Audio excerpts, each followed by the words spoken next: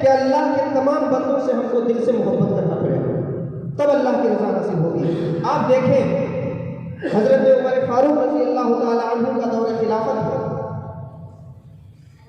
پورا مدینہ سو رہا ہے، بھوک کا عالم ہے، شب تیمور کے سناٹے ہیں، دھندلا گیلا حال ہے اور رات کی تاریکی، پورا مدینہ سو رہا ہے، لیکن خلیفہ دوم فاروق اعظم حضرت عمر فاروق رضی اللہ تعالی عنہ تنہا رات جاگ کر مدینے کی گلیوں کا طواف کر رہے ہیں۔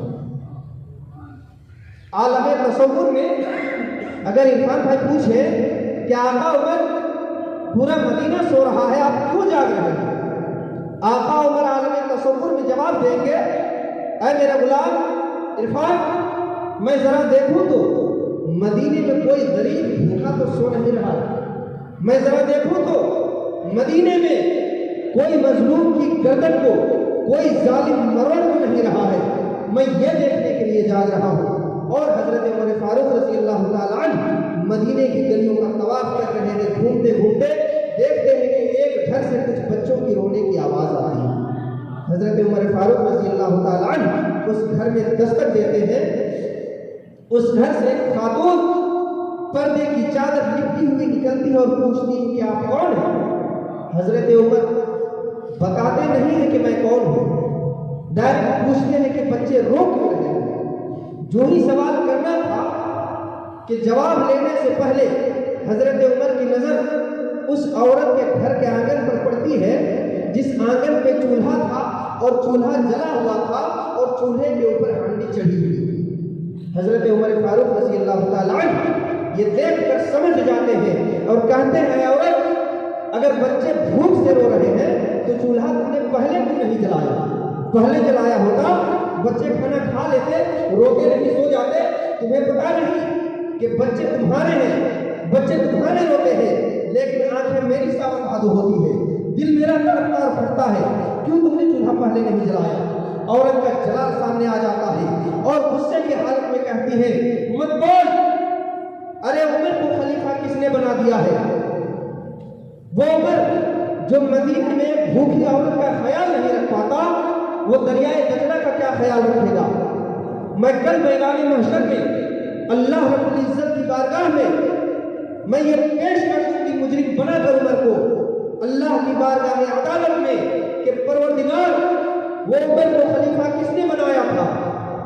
جو عمر مدینے میں ایک بھوکی عورت کا خیال نہیں رکھ پاتا، وہ دریائے دجلہ کا کیا خیال رکھے گا؟ حضرات محترم، وہ خلیفہ دوم ہیں جن کو دنیا میں ہی نبی رحمت نے جنت کی بشارت دی تھی، لیکن پاؤں تلے زمین کھسک جاتی ہے اور وہیں سے الٹے پاؤں تیزی قدم بڑھاتے ہیں اور بیت المال کی جانب آتے ہیں، اور بیت المال آنے کے بعد غلام اسلم کو آواز دیتے ہیں، اے میرے غلام اسلم حبشی کہاں ہو؟ اسلم جواب دیتے ہیں، آقا عمر آپ نے جو ذمہ داری دی ہے، رات جاگ کر بیت المال کی حفاظت میں کر رہا ہوں، سویا نہیں ہوں۔ حضرت عمر فرماتے ہیں، اسلم بیت المال کا دروازہ کھولو۔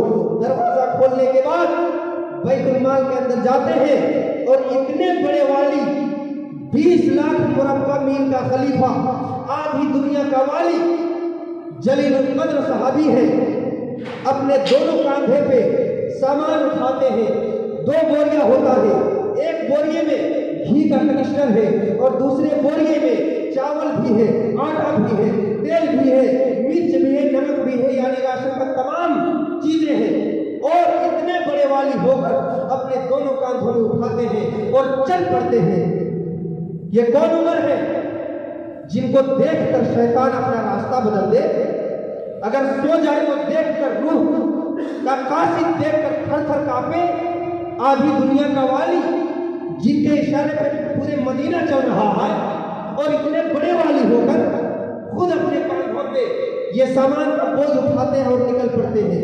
غلام اسلم آواز دیتے ہیں، آقا عمر ایسی آقائی پر ہزاروں جانے قربان، آقا آپ یہ بوجھ نہ اٹھائیں، غلام حاضر ہے، یہ بوجھ ہمیں دے دے۔ لیکن حضرات، میں توجہ چاہتا ہوں آپ کی، آج اللہ تبارک و تعالیٰ اگر ہمیں 10 لاکھ 20 لاکھ 50 لاکھ کا مالک بنا دیتا ہے تو ہمیں لگتا ہے ہم سے بڑا بہادر اور پہلوان اور روپیہ دولت والا کوئی ہے ہی نہیں. ہمارے سینے میں غرور اور گھمنڈ کا آگ جلنے لگتی ہے. لیکن اتنے بڑے والی ہو کر کیا جواب دیے تھے اپنے غلام اسلم کو کہ اسلم میرا بوجھ تم اٹھاؤ گے, ایک شرط ہے, انا شرط واحد, ایک شرط ہے, اگر تم میرا بوجھ یہاں اٹھانا چاہ رہے ہو تو کل میدان محشر میں بھی میرا بوجھ اٹھانا پڑے گا. اگر تم میرا بوجھ یہاں اٹھانا چاہتے ہو تو میدان محشر میں بھی اٹھانا پڑے گا. غلام اسلم کی آنکھوں میں آنسو آ جاتے ہیں اور کہتے ہیں آقا عمر اگر میرے بس میں ہوتا تو میں وہ بھی کر لیتا, لیکن جزاء بما کسبت, میدان محشر وہ جگہ ہے جہاں سب کو خود اپنا اپنا حساب دینا ہے, یہ میرے بس میں نہیں ہے. حضرت عمر کہتے ہیں تو پھر میدان محشر میں اگر تم میرا بوجھ نہ اٹھا پاؤ گے تو یہاں بھی آج میرا بوجھ خود مجھے کو اٹھانے دو. یہ خود اپنا بوجھ اٹھاتے ہیں اور پھر چل پڑتے ہیں وہی عورت کا گھر. جب دوبارہ آ کر دستک دیتے ہیں پھر وہ عورت نکلتی ہے اور پوچھتی ہے پھر آ گئے. حضرت عمر کہتے ہیں لے کر آیا, بچے بھوکے ہیں, میں خالی نہیں آیا ہوں, لے کر آیا ہوں. اتنے بڑے والی ہو کر روایت میں ہے کہ چولہا بجھ چکا تھا, اپنے منہ کو چولہے کے قریب لگاتے ہیں اور پھونک مارتے ہیں. روایت میں ہے کہ وہ پھونک حضرت عمر کی تھی. آگ ایسی جلی کہ پورے آنگن دھواں دھواں ہو گیا. آگ جلنے کے بعد آلو کاٹ رہی تھی خاتون, پیاز کو تیل میں ڈال کر بھون رہے تھے عمر. جب کھانا تیار ہو گیا, کھانا بن گیا تو پھر بچے روتے روتے تھک کر سو گئے تھے. بڑی پیار و محبت سے حضرت عمر فاروق رضی اللہ تعالی عنہ ان بچوں کو اٹھاتے ہیں اور اٹھانے کے بعد اپنے ہاتھوں سے بچوں کو کھانا کھلاتے ہیں. جب بچے کھا لیتے ہیں پیٹ بھر جاتا ہے, اب دیکھتے ہیں کہ بچوں کی لبوں پر مسکراہٹ کی کلیاں کھل رہی ہیں تو حضرت عمر پوچھتے ہیں بچے اور کھانا کھاؤ گے؟ بچے مسکرا کر جواب دیتے ہیں نہیں. ایسی بھوک پر ہزاروں جانیں قربان, جس بھوک پر حضرت عمر فاروق رضی اللہ تعالی عنہ اپنے ہاتھوں سے کھانا کھلا رہے ہیں. جب بچے خوش ہو جاتے ہیں تو اپنی زبان میں یہ کہوں کہ حضرت عمر فاروق رضی اللہ تعالی عنہ کون ہے؟ آقا فرماتے ہیں لا نبی من بعدی, میرے بعد کوئی نبی نہیں, لیکن اگر نبوت کا دروازہ بند نہ ہوتا تو نبی عمر ہوتے. تقوی کا پہاڑ, عدل کا شہنشاہ, اسرار نبوت کا راجدار, اتنے بڑے والی ہو کر اپنے ہاتھوں کو زمین میں رکھتے ہیں اور گھوڑا بن جاتے ہیں اور بچوں سے کہتے ہیں اے میرے بچے, اے میرے لاڈلے, میری پیٹھ پہ سوار ہو جائے, اور خود گھوڑا بن کر اتنے بڑے والی ہو کر بچوں کو گھماتے ہیں آنگن میں.